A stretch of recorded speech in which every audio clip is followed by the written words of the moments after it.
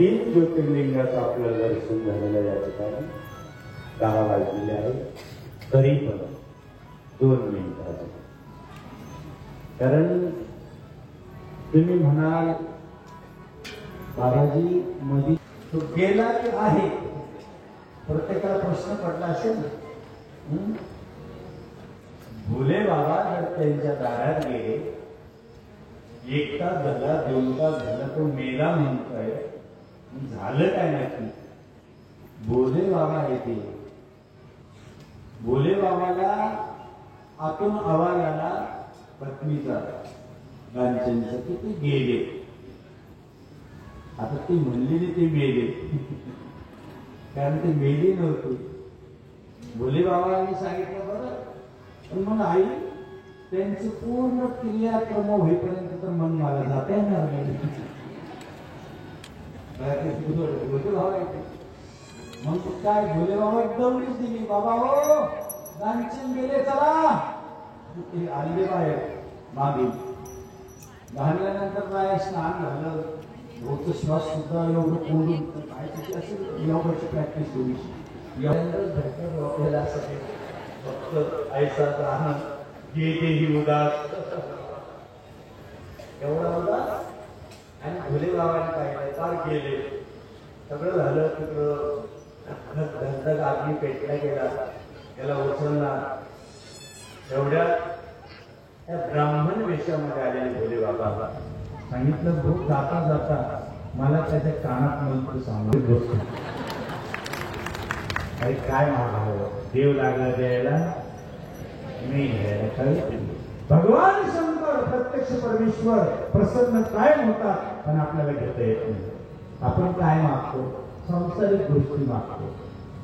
तो अवघड गाणी देण्यासाठीच बसला. म्हणून भोले बाबाचं चरण, भोले बाबांचं डम डम डम डम डमरू बाबा, डम डम डम डम डमरू बाबा, शंकरा तुझे तुला तोला दर्शन दे मला, तुझे तुला तोला दर्शन दे मला.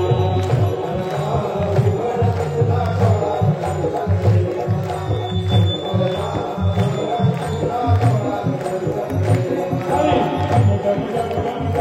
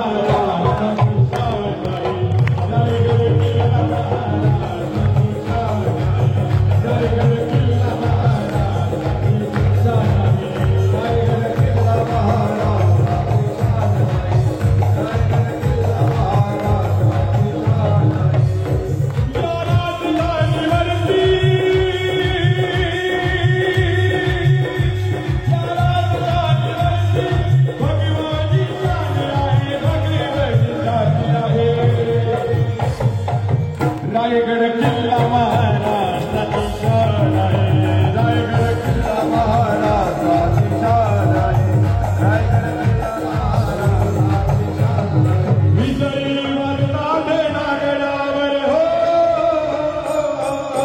विजयी मर्दाद नागडावर तोफेचा आवाज धडाडला, तोफेचा आवाज धडाडला. मर्द मराठा भडकला, देवा रंगला, झेंडा फडकला, मर्द मराठा भडकला.